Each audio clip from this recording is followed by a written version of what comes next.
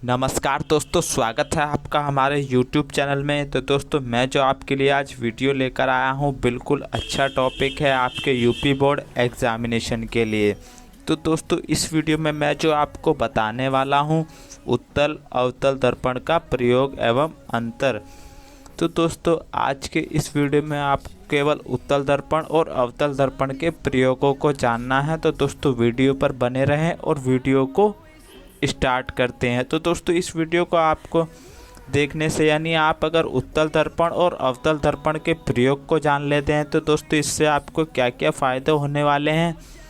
तो दोस्तों, सबसे पहला फ़ायदा आपका जो होने वाला है, आप जो भी कोई ऑब्जेक्टिव टाइप क्वेश्चन आता है उत्तल दर्पण और अवतल दर्पण के ऊपर, तो दोस्तों आप उसको आसानी से सॉल्व कर सकते हैं। और दूसरा, अगर आपको उत्तल दर्पण और अवतल दर्पण का अंतर पूछा जाता है बोर्ड एग्ज़ाम में, तो दोस्तों वो भी आप आसानी से समझ पाएंगे। तो दोस्तों, इसके लिए पहले जो आपको उत्तल दर्पण और अवतल दर्पण के प्रयोगों को समझना होगा। तो दोस्तों, आइए चलिए वीडियो को स्टार्ट करते हैं।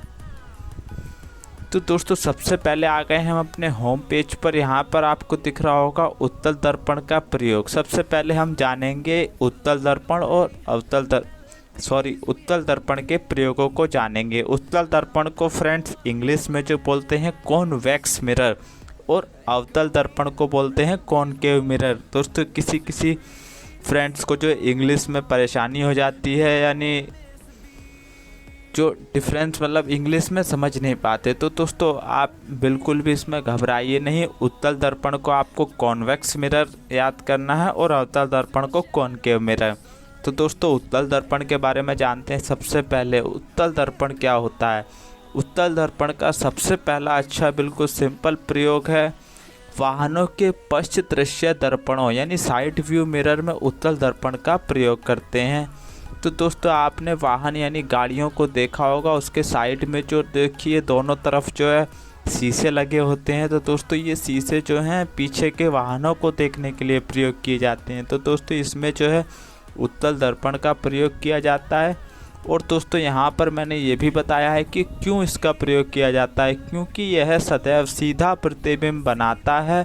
इससे ड्राइवर पीछे से आ रहे वाहनों को आसानी से देख सकता है।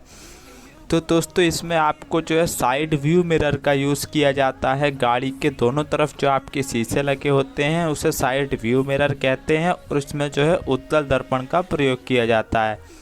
और दूसरा दोस्तों, यहाँ ध्यान देने योग्य बात यह है कि वाहन के अंदर यानी आपकी गाड़ी के अंदर चालक के पास वाहन के ठीक पीछे देखने के लिए सामान्यतः समतल दर्पण का प्रयोग किया जाता है, जिसे रियर व्यू मिरर कहते हैं। समतल दर्पण को जो है हम रियर व्यू मिरर कहते हैं। दोस्तों, मैं जो आपको इसका इमेज भी दिखा देता हूँ, ये आपको सामने स्क्रीन पर दिख रहा होगा। जो ड्राइवर के बिल्कुल सामने की तरफ जो होता है लेंस, उसे जो है हम रियर व्यू मिरर कहते हैं।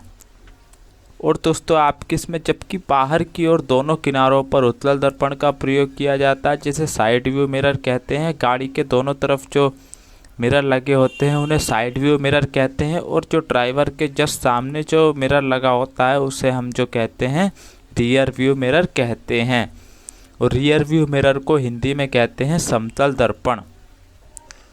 और दोस्तों, सड़कों के अंधे मोड़ों यानी ब्लाइंड टर्न पर इसका प्रयोग किया जाता है। अब ये आपको जानना है सड़कों के अंधे मोड़ों क्या होता है।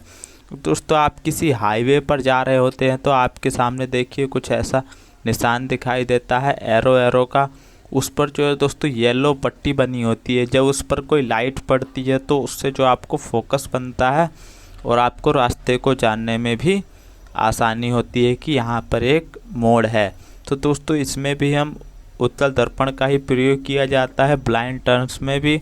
और स्ट्रीट लैंप में भी उत्तल दर्पण का प्रयोग किया जाता है। स्ट्रीट लैंप का इमेज मैंने ऊपर दिखा रखा है। स्ट्रीट लैंप जो दोस्तों सड़कों पर ऊपर जो है हेडलाइट होती हैं लाइन से, जो ऊपर से प्रकाश को जो है सड़क पर नीचे लेकर आती हैं। तो दोस्तों, इसमें उत्तल दर्पण का प्रयोग इसलिए किया जाता है कि प्रकाश को जो है फैलाने का काम करना रहता है यहाँ पर।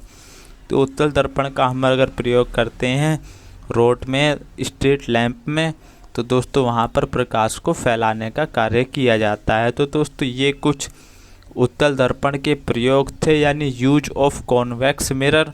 या आपको नीचे डायग्राम दिख रहे होंगे, इन्हें आप पढ़ लीजिएगा। डिस्क्रिप्शन में आपको लिंक मिल जाएगा ब्लॉग का, यहाँ पर आप जाकर विजिट कर नोट्स को आसानी से पढ़ सकते हैं। अब जानते हैं अवतल दर्पण का प्रयोग। अवतल दर्पण को फ्रेंड्स इंग्लिश में जो बोलते हैं कॉनकेव मिरर बोलते हैं। यानी इसके जो हैं कुछ 4 प्रयोग हैं जिन्हें आप समझ लीजिए। पहला जो है टॉर्च, सर्च लाइट एवं वाहनों के हेडलाइट में भी अवतल दर्पण का प्रयोग किया जाता है।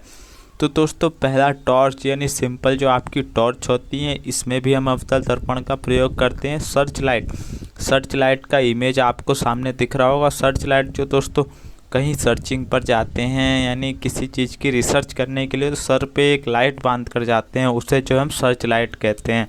इस सर्च लाइट में भी अवतल दर्पण का प्रयोग किया जाता है। और गाड़ियों की हेडलाइट में भी अवतल दर्पण का प्रयोग करते हैं। और दोस्तों सेविंग दर्पण यानी सेविंग मिरर में भी इसका प्रयोग किया जाता है। सेविंग मिरर यानी दाढ़ी बनाने के लिए हम जिस मिरर का प्रयोग करते हैं, या अपना चेहरा देखने के लिए जिस मिरर का प्रयोग करते हैं, उसमें भी अवतल दर्पण का प्रयोग किया जाता है। तो इसमें आपसे कोई ऑब्जेक्टिव टाइप क्वेश्चन पूछा जा सकता है, हजामती मिरर में कौन सा दर्पण यूज किया जाता है। तो इसमें आपको अवतल दर्पण टिक लगाना है, ये ऑब्जेक्टिव टाइप में आपसे पूछा जा सकता है। अगला है डेंटिस्ट द्वारा दांतों का बड़ा प्रतिबिंब, यानी जो दांत के डॉक्टर होते हैं उनको, यानी डेंटिस्ट द्वारा दांतों का बड़ा प्रतिबिंब देखने के लिए भी अवतल दर्पण का प्रयोग किया जाता है। यानी जो डॉक्टर होते हैं दांत के, वो देखिए एक दांत छोटा सा शीशा लेके रखते हैं, वो मुंह के अंदर डालते हैं। तो दोस्तों उसमें भी हम अवतल दर्पण का प्रयोग करते हैं, क्योंकि उसमें जो है डॉक्टर को जो है अंदर का जो है बड़ा प्रतिबिंब देखना होता है। इसलिए डेंटिस्ट के जो शीशे होते हैं उसमें भी हम अवतल दर्पण का प्रयोग करते हैं। सौर भट्टी यानी सोलर फर्नेस में भी सूर्य के प्रकाश को केंद्रित करने के लिए भी हम अवतल दर्पण का प्रयोग करते हैं। सौर फर्नेस यानी सोलर आपने देखा होगा सोलर, तो उसमें जो दोस्तों धूप को जो है यानी एनर्जी को जो है केंद्रित करने के लिए एक जगह, तो इसमें जो है दोस्तों अवतल दर्पण का प्रयोग किया जाता है, क्योंकि ये प्रकाश को एक जगह केंद्रित कर देता है, जिससे सोलर जल्दी चार्ज हो जाता है और अधिक एनर्जी प्रोवाइड करता है। तो दोस्तों ये आपके कुछ इम्पोर्टेंट प्रयोग थे। इससे आप आसानी से समझ गए होंगे कि उत्तल दर्पण और अवतल दर्पण में क्या प्रयोग हैं इसके और क्या अंतर हैं। और दोस्तों इसमें ऑब्जेक्टिव टाइप क्वेश्चंस भी आपके कुछ क्लियर हो जाएंगे। और दोस्तों वीडियो कैसा लगा हमें कमेंट करके बताइए, और वीडियो अगर अच्छा लगा हो तो वीडियो को लाइक करें। हमारे चैनल पर नए हैं तो चैनल को सब्सक्राइब कर लें।